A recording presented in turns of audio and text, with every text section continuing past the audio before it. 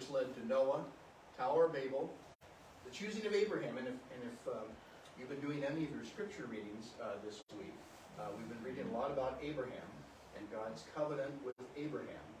And again, I don't know how to state this. I'm going to sound like I'm overstating my case, but I'm not. If you don't understand the initial part of Genesis, the rest of the Bible makes no sense. Literally. You know, how did we get here? Well, you need to know about creation.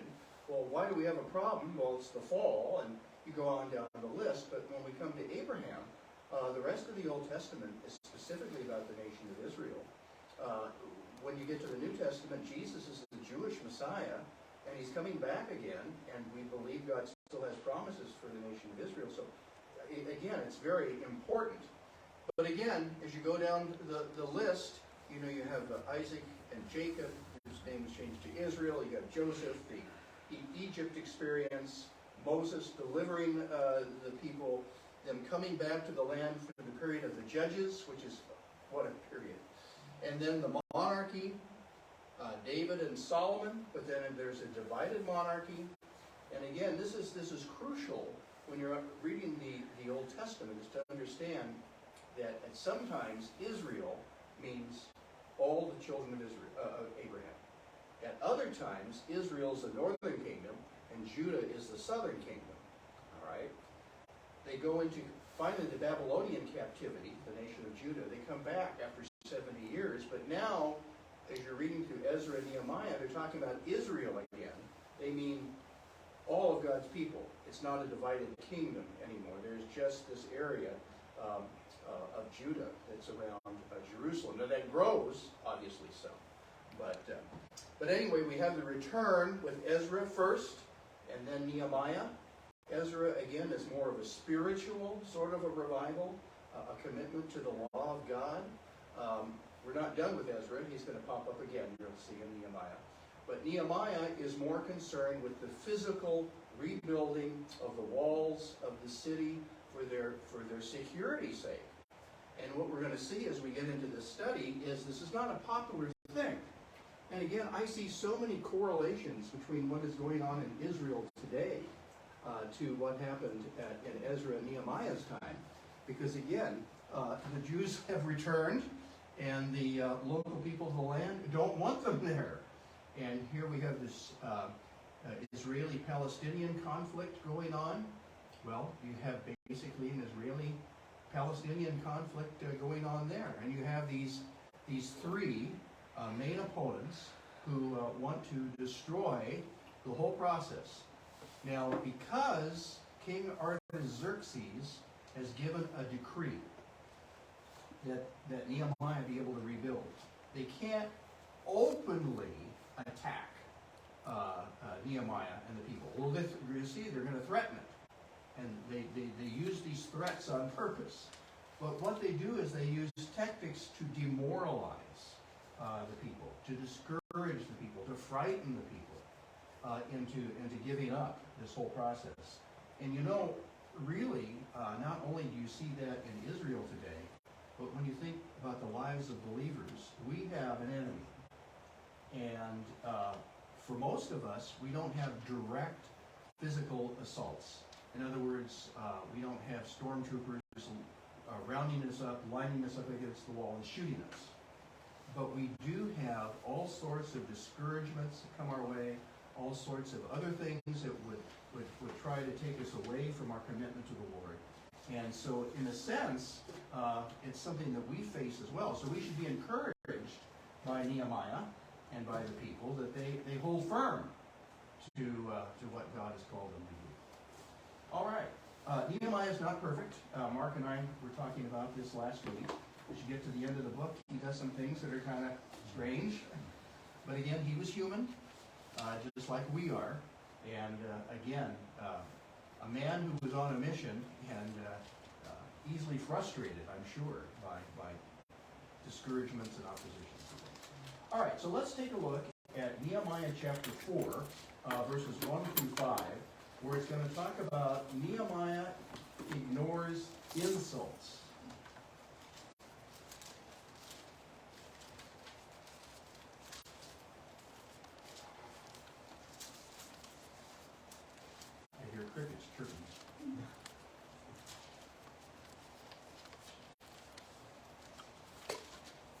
came about that when Sanballat heard that we were rebuilding the wall, he became furious and very angry and mocked the Jews. He spoke in the presence of his brothers and the wealthy men of Samaria and said, "What are these feeble Jews doing? Are they going to restore it for themselves? Can they offer sacrifices? Can they finish in a day? Can we revive the stones from the dusty rubble, even the burned ones?" Now Tobiah the Ammonite was near him, and he said, "Even what they are building, if a fox should jump on it, he would break their stone wall down." Okay, thank you very much. So we have the big cheeses. It says on page 47. These are the two main individuals that are in opposition to what is going on. Could somebody read that little box there? Sanballat and Tobiah, the big cheeses. A papyrus document dated about 40 years after the time of Nehemiah identifies Sanballat as the governor of Samaria. The letter concerns Sanballat's adult son, suggesting that he was elderly at the time. Other archaeological finds pertaining to Samaria in the time between the Old and New Testaments connect the name Sanballat, perhaps a grandson, with the movement that produced the Samaritan religion and temple. Tobiah's ancestors may have been powerful landowners in the vicinity of Ammon, with influence at Jerusalem as early as the 8th century BC.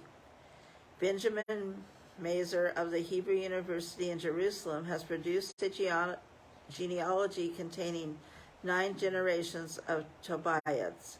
Their influence was felt as late as the 2nd century BC. Okay, so these are the guys who are not happy at all with what's going on. Remember, the Jews have been gone for 70 years. Now, imagine the Palestinian people today, where the Jews have been gone for almost 2,000 years. And in the last 100, 150 years, they've returned to the land. Again, they don't want them there. And so if you can imagine, remember Yasser Arafat? He would be a good example of a Sanballat or Tobiah. Where is Samaria, by the way? West Bank. Yeah. We've got a map right there. I don't know if you can see it on the map. But which direction from Jerusalem is Samaria? North. Okay. It's west of the Jordan River, but it's the area north. So in fact, remember in Jesus' day, there was still hard feelings between the Jews and the Samaritans, so that the average Jew would never walk through Samaria. They would go all the way around. They'd cross the Jordan River, go up the east side, and come back. But Jesus tells his disciples, "I must go through Samaria." He goes to Jacob's well. He meets with the woman at the well, and the whole story in John chapter 4, which shows that his compassion. Remember, Samaritans were derided. So when Jesus tells the story of the good Samaritan, that's almost like saying an honest lawyer. You know, the two just didn't go together in their thinking. And here the priest and the Levite, they walk right by this injured man, and the Samaritan takes care of him. So, anyway, here now is a series of 5 questions where Sanballat made Nehemiah and the Jews look ridiculous. Okay? So he's scoffing at the idea of them even being able to rebuild. For instance, in verse 2, he says, "What are these feeble Jews doing?" Okay, he calls them feeble. Okay? Are they fortifying themselves? Will they make sacrifices? Can they complete this in a day? Can they revive the burned up stones out of the rubbish heaps? Now, what is he talking about there? Most of Jerusalem, I should say, all of Jerusalem right now, is at least faced with limestone, with this sandstone. In fact, it is actually a city ordinance. Jerusalem is called the city of gold. The city of gold. And the very first night we were in Jerusalem, I found out why. after we landed, we went to Jerusalem. We went up on the Mount of Olives to a viewing area where you could look over the city of Jerusalem. And the sun was setting, and it was a clear night. And when the sun's rays hit at an angle, and they hit that limestone or that sandstone, the city glows gold. It really does. It's incredible. And so since the whole of the old city is stone, in the new city, when they build buildings, they have to face it. Now, like this building is faced in brick. This is really not a brick building, okay? But we have a brick veneer. Well, they face things with this today.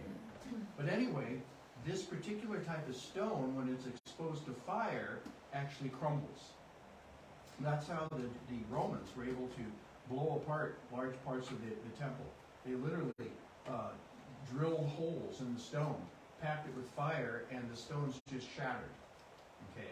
So this is what Sanballat is referring to, is the Babylonians, when they destroyed the city and they burned the city, you have all this rubble of broken stones that have been burnt. Normally we don't think of how can you burn a stone, but this does happen.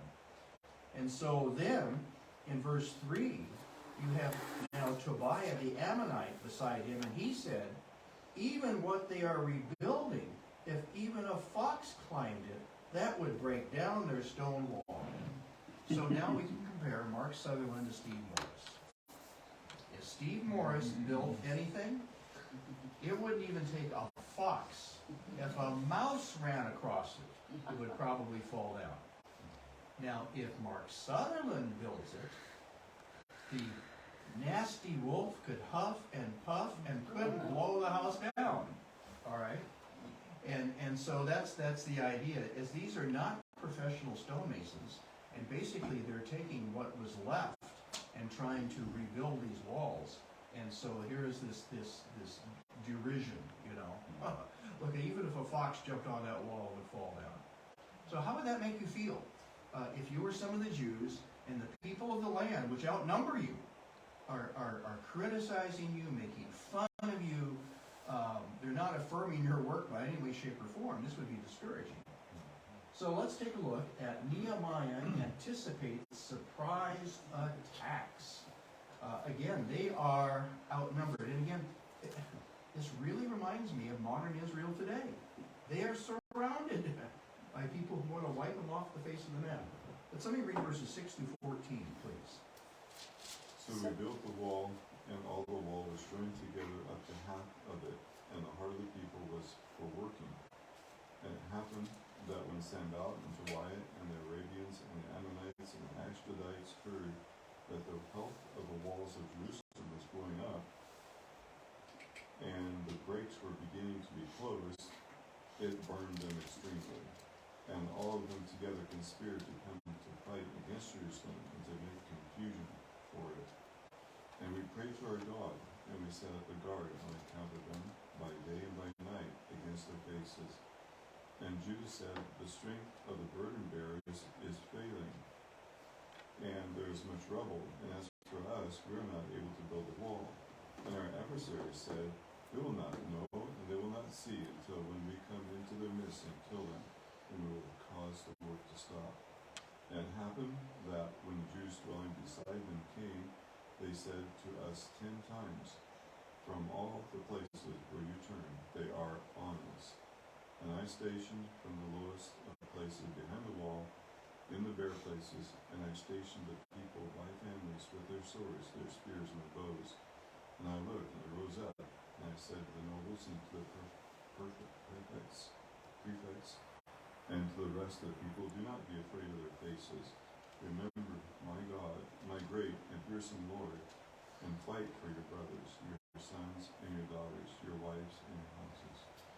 Okay, so the plot thickens. So they're making progress, and the wall is about half of its height. Now, somewhere in your study guide, it talks, here it is, about Kathleen Kenyon. She was an archaeologist in the 1960s, and she tried excavating around the eastern part of the wall. And what she found out is you go down to Nehemiah's layer of the wall. Again, some of the modern walls were put there by Suleiman the Magnificent. But anyway, if you get down to Nehemiah's level, they're about 9 feet thick. But it looks like something that was hastily built, like they just piled rubble together to make a wall. So the archaeology goes right along with what Scripture says. Again, they were using what was available. There was no Home Depot to go to. They didn't have an adequate budget, and it's not like in King Solomon's time, where they had these quarries and they cut every stone, or even later on for Herod's temple, where they actually made stones specifically for what they were doing. They had to use what they had. So anyway, if you take a look at page 49 of your study guide, there is a map. Okay, and in the middle there is Jerusalem. And so you have some of these villages around Jerusalem, including Bethlehem, which you see just south of Jerusalem. Ever heard of Bethlehem? Does it sound familiar? But around them, you see Ashdod, Samaria, Tobias, Moab, Edomites. Look at a map of the Middle East today. There's like 8 million people living in Israel today.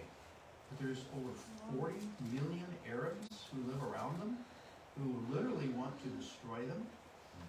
By the way, Gary Stewart sent me a really good question this week about the Bible reading in Genesis when it talked about Ishmael being born.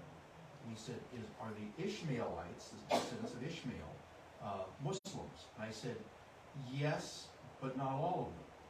So here's my question of the day. What is the largest Islamic country in the world? Indonesia, exactly. And they are not Arabs. They're Asians, okay? Indonesia is the largest Muslim country in the world. Bigger than Saudi Arabia as far as population is concerned. But Muhammad was an Arab, okay? And the initial Muslim movement grew out of the descendants of Ishmael. And again, most of the problem you see today in the Middle East is with Arabs. And when we were on the Mount of Olives on a different day, we were descending again, and we stopped in front of the church called Dominus Flevit, where Jesus supposedly cried over Jerusalem. We took our group picture, and our tour guide gave us a 4,000-year history lesson in about a half hour. It was fascinating. But when you stand there and you're looking across at Jerusalem and you realize that the issues that they are facing today between Jews and Arabs goes all the way back to Ishmael and Isaac. 4,000 years. This is not a new problem. The United Nations is not going to solve this problem. We're not going to solve this problem. Only when Jesus returns will there be true peace in the Middle East, literally. But anyway, so one of the things that I've been pointing out to many of you lately is when I hear about what's going on in Russia today, and when I see all these nations now that are aligning with Russia, you see, to me, the Ezekiel 38 and 39 Confederacy. And here you have a picture of a Confederacy, again, surrounding Israel. And so, Mark, you need to fix those broken windows that shattered there. Maybe if I could find a muffler that might work better. That's okay. I was beginning to get drowsy. You solved the problem. It was divine. Dan is awake now. So anyway, they had a heart to work. And so they rebuilt the wall. It was about half height. And so now this coalition comes together. And if you take a look at page 50 of your study guide, it says first they recruited more allies, which they did. And you have Tobiah, the Ammonites, Geshem and his Arabs, and then you have the Ashdodites, the strong Phoenician city on the Mediterranean. So you have this ring, just like this picture that we took around, all around Israel. Second, the alliance that ringed Judah and Jerusalem started planning attacks. And the rumors got out. So there wasn't a true security information type system. Rumors were flying. And so Nehemiah hears these rumors. The people hear these rumors. And it's one thing for Nehemiah to hear them. It's another thing for the people to hear them. And it's very, very easy to get discouraged, you know, when people are saying, we're going to come and wipe you out. We're going to come right through the holes in the walls that you don't have filled. You don't even know we're going to come, and we're going to kill you all. You know, this would be rather frightening.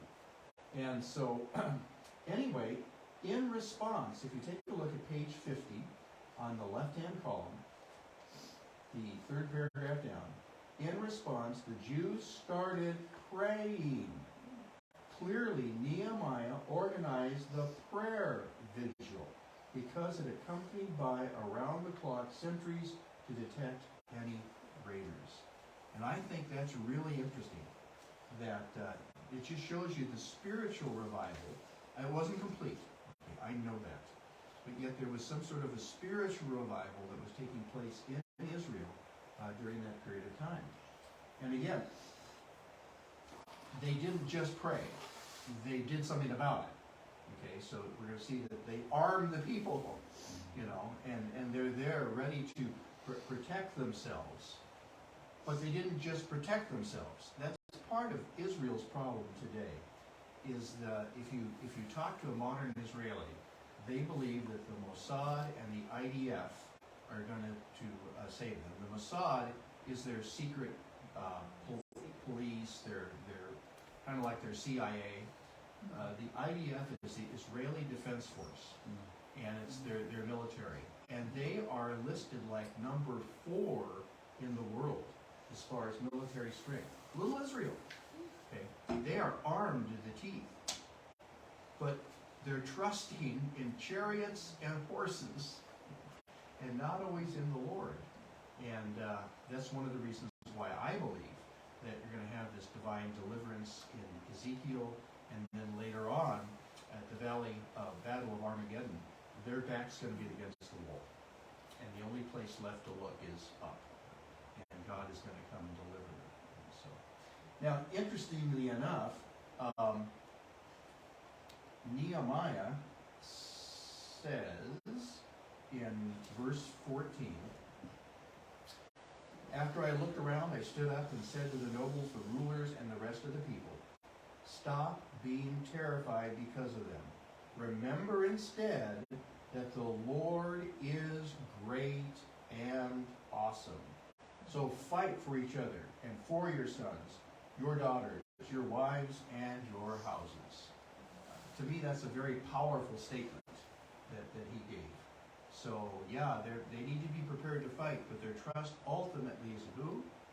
God. Is the Lord to protect them. So, again, when you look back, God's hand has been in all of this all along. First of all, the Babylonian captivity, but then the very fact, the miracle that you have Cyrus, you have Darius, you have Artaxerxes, who are these Persian emperors who issue these decrees and almost give them blank checks, you know, to be able to come and do this. It's absolutely amazing. It's obviously a God thing. God is working behind the scenes. Our next book is going to be the book of Esther. And again, the fascinating thing about the book of Esther is who is never mentioned in Esther. Right. God is never mentioned by name, and yet you see his hand working behind everything. It's very, very evident.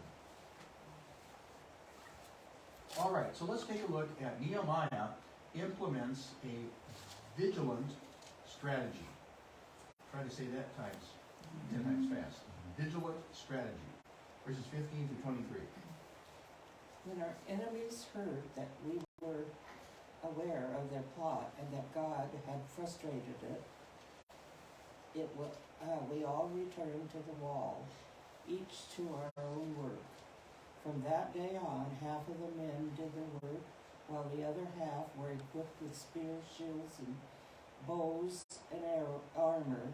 The officials posted themselves behind all the people of Judah who were building the wall. Those who carried materials did their work with one hand and held a weapon in the other, and each of the builders wore his sword at his side as he worked. But the man who sounded the trumpet stayed with me.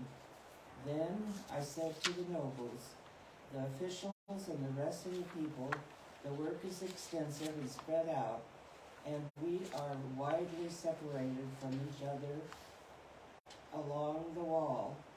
Whenever you hear the sound of the trumpet, join us there. Our God will fight for us. So we continue the work with half the men holding spears from the first light of dawn till the stars come out. At that time I also said to the people, have every man and his helper stay inside Jerusalem at night, so they can serve us as guards by night and as workers by day. Neither I nor my brother, nor my men, nor the guards with me took off our clothes. Each had his weapon, even when he went to the water. Okay. So these are desperate times. If you read about the events of the late 1940s in modern-day Israel, and some of these kibbutzes, and some of the things that they came against, there's a 1948 war, and then later on, several other wars. There's one famous story of a kibbutz in southern Israel along the road to Egypt, and this whole Arab army was moving up. And these farmers got out and defended their kibbutz and stopped the whole Egyptian army. It's amazing, some of the stories that have taken place. And so here, again, you have these workers. Now, at sometimes half were working, half were guarding. I don't understand. Again, I'm not a authentic replicator, but I don't understand exactly how you can have a tool in one hand and a weapon in another hand and expect to get any work done. But again, it could be a little bit of hyperbole. It meant that they were actually armed and ready to fight. Because again, if you're trying to pick up stones and stack stones, if you have a tool in one hand and a spear in the other hand, how do you pick up the stone? You know. No, I think it means they kept their weapons right at hand at all times. Right. So they were ready to fight. And then you have this idea of the trumpeting. And again, this reminds me of the New Testament. It reminds me of the second coming of Christ. It talks about it, the sound of the trumpet. Now again, we're not talking about a brass instrument. What are we talking about? Ram's horn. Probably a shofar. I've got one. It's at home someplace. Bob Grabby brought it home from Israel for me. And I can actually make a sound with the thing. Okay? But I've actually gone online, and there is, on YouTube, there's a gentleman who lives in Israel who's an expert who can play all sorts of calls, maybe almost like tunes, on a shofar. It is absolutely incredible, the sound that they can get out of these. And so... There was a guy on our dig that he would come, and he had these huge long shofars, and he blew one every day at the end of work. And then at the end of the whole time, he blew two of them at the same time. Wow. He was very good. Yeah, right. Well, one of the things that the Arabs in Jerusalem cannot go against is the archaeology. And they have found right where the temple foundation walls collapsed, a stone that was actually engraved, the place of the trumpeting. And apparently the priests would go to this corner, and when it was time for the prayers or whatever, they would blow their shofar, and people would come. And so, I mean, there's literally tons of archaeological evidence that the Jewish temple was there. Yeah. There's your shofar. It's a shofar.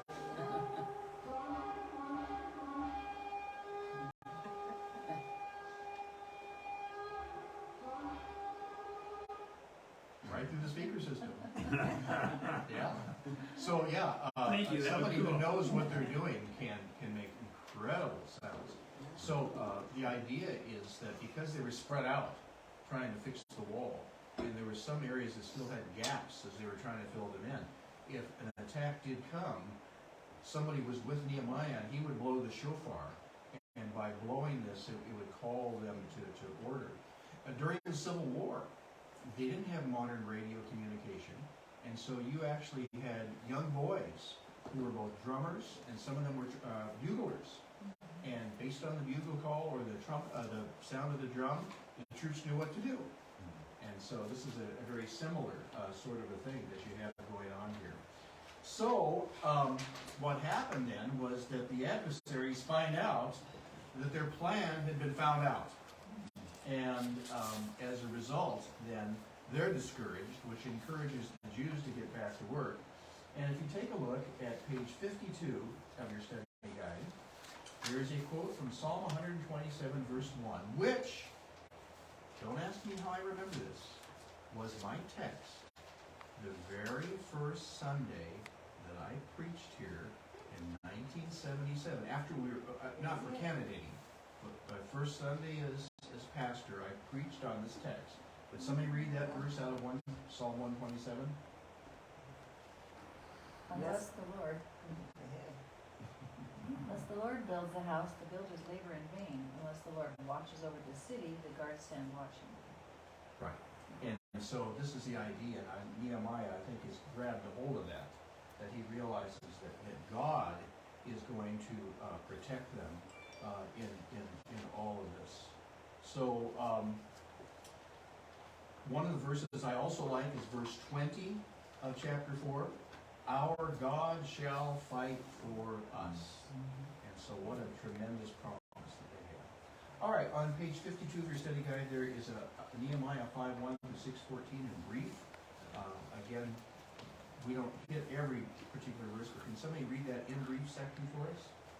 For decades, the poorer residents of Judah had been struggling to pay the exorbitant taxes due Persia. Most had mortgaged their lands. Some were reduced to selling their children into slavery. The stress of the building project forced into the open long-standing grievances against Jewish creditors whose unforgiving business practices contributed to the financial ruin and stress of many builders. Nehemiah called a general assembly and confronted the Jewish creditors with their hard-heartedness towards their fellow Jews.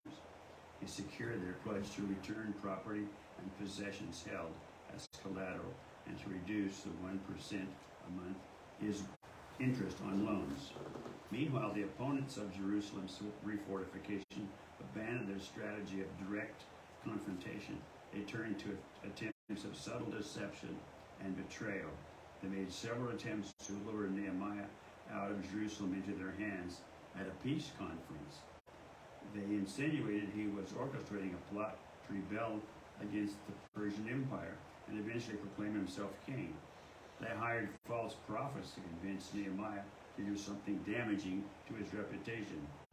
Nehemiah was too focused on what God wanted him to accomplish to fall for any of their ploys.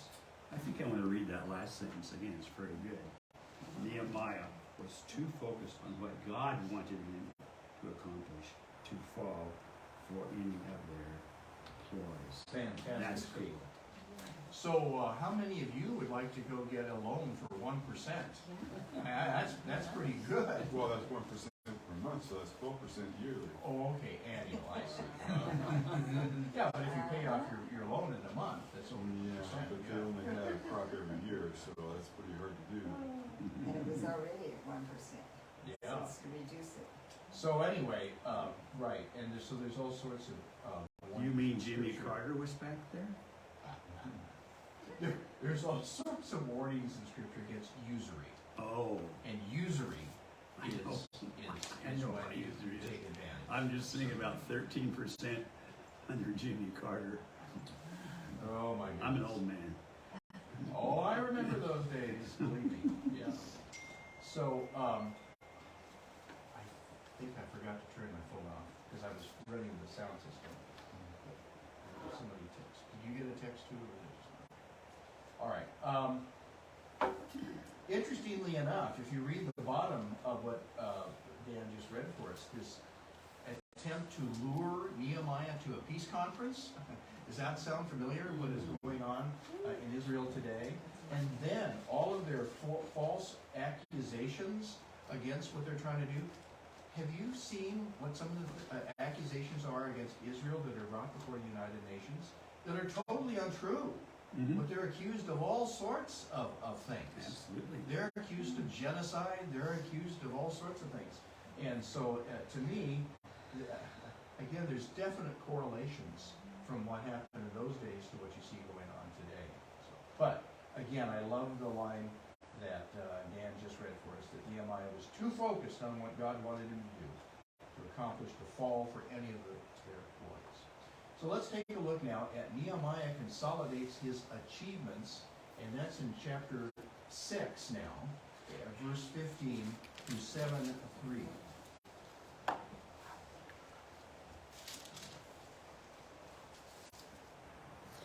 The wall was finished on the 25th day of the month Elul, in 52 days. When all our enemies heard of it, and all the surrounding nations saw it, they were tremendously humbled. They perceived that because of our God, this work had been accomplished. Moreover, in those days, the nobles of Judah produced numerous letters in transit to Tobiah. Likewise, the letters to Tobiah came to them, because so many in Judah were bound by oath to him, since he was the son-in-law of Shechaniah, the son of Era, and his son Jehoiakim had married the daughter of Meshullam, the son of Berechiah. Also they reported his good deeds in front of me and reported my words to him. Tobiah sent letters to frighten me. Once the wall was rebuilt and I had erected the doors, the gatekeepers, the singers, and the Levites were appointed. Over Jerusalem I put in charge both my brother Hanani and Hananiah, the palace commander, because each was a faithful man and feared God more than many. I said to them, the gates of Jerusalem should not be opened until the sun is hot. Until guards are posted, the doors should be closed and bolted. Likewise, appoint guards from Jerusalem's inhabitants, each at his post across from his own house. Now the city was large and spacious, yet the people in it were few, since there had been no houses built. Well, actually, we're going to stop at verse 3. Very good. All right, thank you so much. So, your study guide points out that all of the commotion reported about in Nehemiah 4 through 6 occurred in about 52 days. So we're not talking about a long period of time. Basically, from the second month of Ab, from the second of the month of Ab to the 25th of Elul, so approximately August 11th to October 2nd, 445 BC. Again, this is historical fact. Okay, this is not just mythology. You can actually go back and trace the history behind all of this. Now, what is interesting is that when they get done, there's no time for celebration, because they have people who are conspiring against them, and one of them is Tobiah, that Trudy has just read about. By the way, if you take a look at the bottom of page 53, there is a diagram of what city gates were like. And again, Patty, I don't know if you saw this, but when we went to Megiddo, and we went up to Tel Megiddo, you actually go up a ramp and make a sharp left turn, and then you go into the city gate. And again, it's constructed something like this. So again, what we think of as just a big wall with a wooden door that you could just knock down. Yes, there were wooden doors, but the gate was a complex, and it was built that way for several reasons. One was for defense.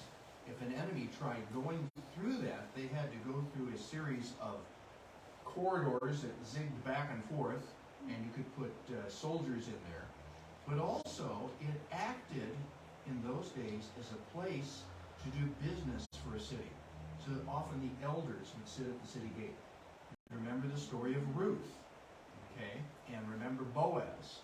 Where does he go with the sandal? To the city gate. And he makes an agreement before the elders, okay? So today, or many towns in America today, have like a city square with a courthouse in the city square. Walla Walla is not laid out like that, but we do have a courthouse on Main Street.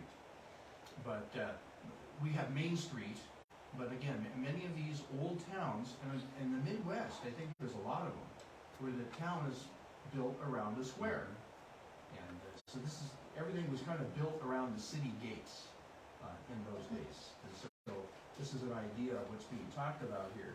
And so because Tobiah is working against them, and yet he is an important man, and he's related to a lot of the people, and there's a list here of who he's related to, he gives these orders, and these orders are when the city gates can be opened and closed. They're not supposed to be opened in the morning until what? The morning. Sun is hot. Yeah, full daylight, not sunrise. Remember, when sunrise happens, it's still very dusky out, okay? And so there's always the danger that soldiers or enemies could be lurking in the shadows, and as soon as the gates are open, they rush the city or whatever. And of course, it's early, the city's not fully functioning yet. And so they were given the orders not to open the city gates until full sunrise. The sun is high in the sky, everything is well lit, the city is all come back to life, then you can open the gates. When were they supposed to close the gates? Before sunset. Yeah, basically at dusk. So before the sun actually sets, the city gates were closed. So that is why, and again, I realize we can debate this until that proverbial cow ever does come home. But Jesus' statement about it's harder for a rich man to enter the kingdom of heaven than for a camel to go through the eye of a needle.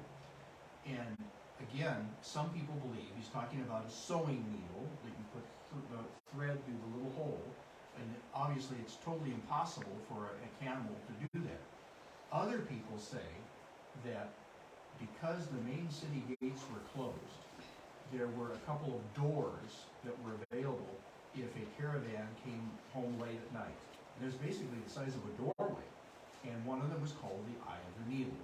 And the idea was that if a camel came fully laden and wanted to go through the Eye of the Needle, you had to take all the goods off that poor camel, and then had to get down on its knees and crawl through that opening, and then it could be reloaded. And so the idea would be that a rich man would have to be willing to give up all of his riches and things like that.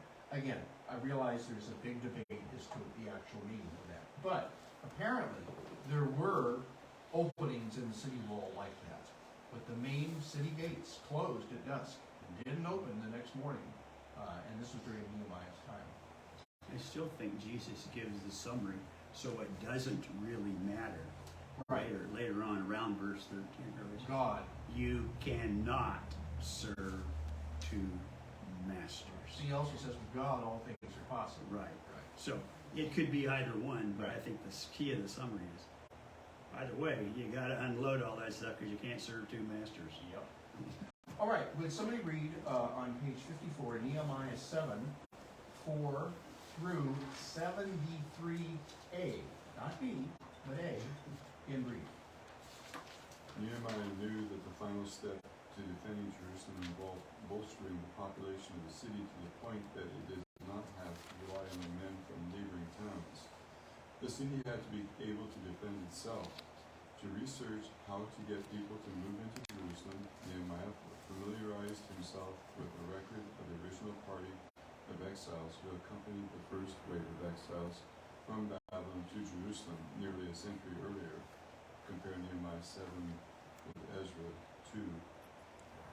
Nehemiah 7 adds some detail to Ezra's account concerning the temple treasures brought back by the exiles. Okay, so remember Nehemiah had made this rule that people who lived out in the country could not be day laborers and come into the city and work in the day and go back to the country at night. They were locking the place down, and if they weren't working, they were guarding. And they even slept in their clothes. They didn't even change their clothes. They were ready at a moment's notice to do battle. But so later on now, Nehemiah is trying to convince people to move back. Now remember, you might think, well, why wouldn't they want to live in the city? The city was rubble. The countryside at least was open and you could farm or something.